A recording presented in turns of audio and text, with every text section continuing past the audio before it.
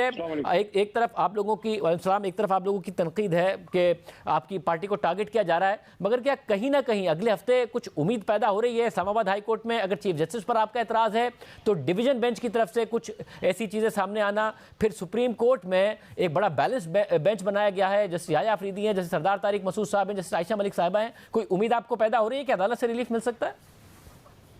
بہت شکریہ. بسم اللہ الرحمن الرحیم. اللہم صلی وسلم مبارک علی سیدنا محمد وعلی آل محمد.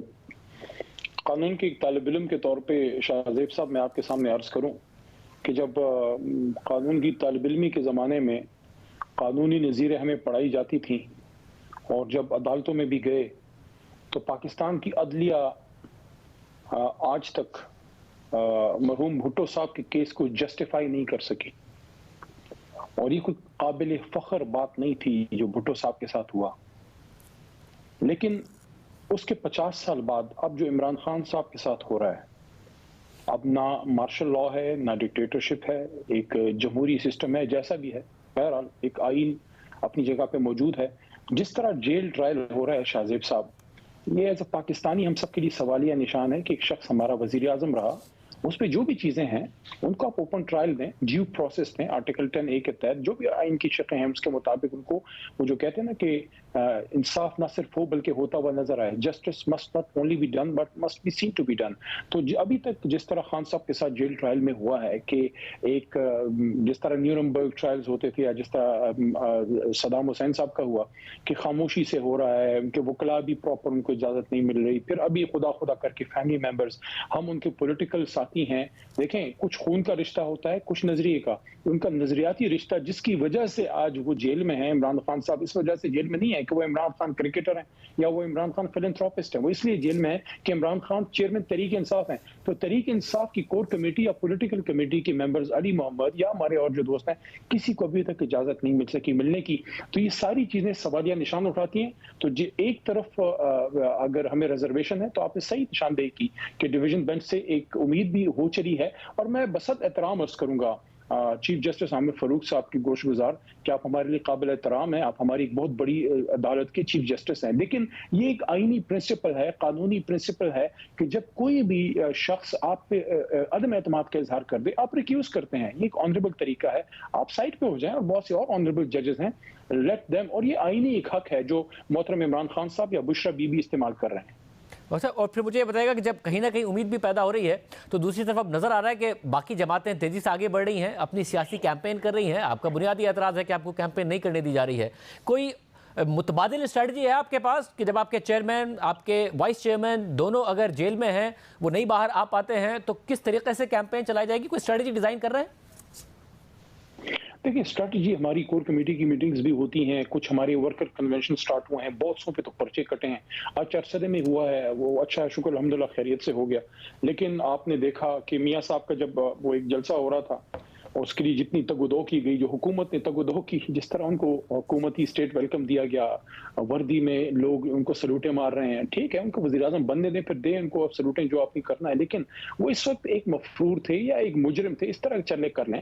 تو میاں صاحب کو جو پروٹوکول ملا، ساتھ ہی میں آپ ہی اسی لاہور میں ایک حلقے کا الیکشن تھا اور اس میں ہمارے جو ہیں لوگوں کو اجازت تک نہیں تھی. تو یہ چیزیں تو ہمارے پاس ہیں. لیکن دیکھیں ہمیں جو ایک تسلی ہے وہ یہ ہے کہ عوام ہمارے ساتھ ہے. آپ جتنے بھی سرویز اٹھا کے دیکھ لیں، اللہ کے کرم سے 60-70%، بلکہ کہیں تو یہ 80% جو ہے وہ عمران خان صاحب کو وہ کرتے ہیں. تو جیسے ہی میں سمجھتا ہوں الیکشن کا بھی ماحول بنے گا، امید ہے کہ کچھ نہ کچھ ہمیں راستہ ملے گا. لیکن آپ کی نشاندہی بالکل درست ہے. اس وقت تحریک انصاف کو ایک شجر ممنوعہ بنا دیا گیا ہے.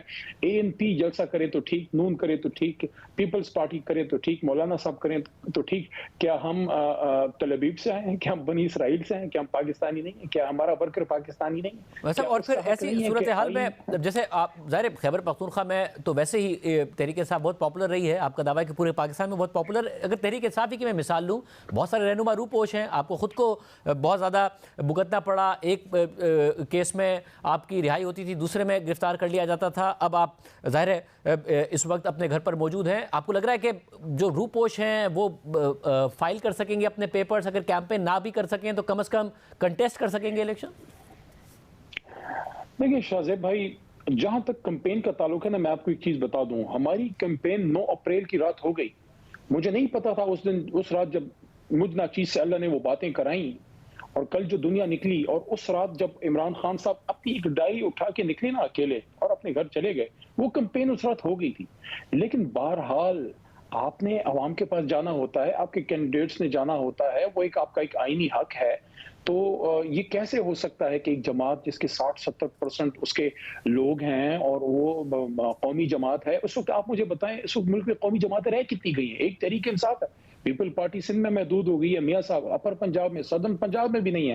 آپ یہ دیکھیے شاہ زیب صاحب کہ میاں نواز شریف صاحب، دیکھیں ہم ذاتی ہمارا دشمنی نہیں ہے، ہماری قابل احترام ہے، لیکن آپ یہ دیکھیے کہ ان کی لاہور میں پوزیشن کیا ہے، ان کی اپنا گوال منڈی میں پوزیشن کیا ہے، ان کا اپر پنجاب میں.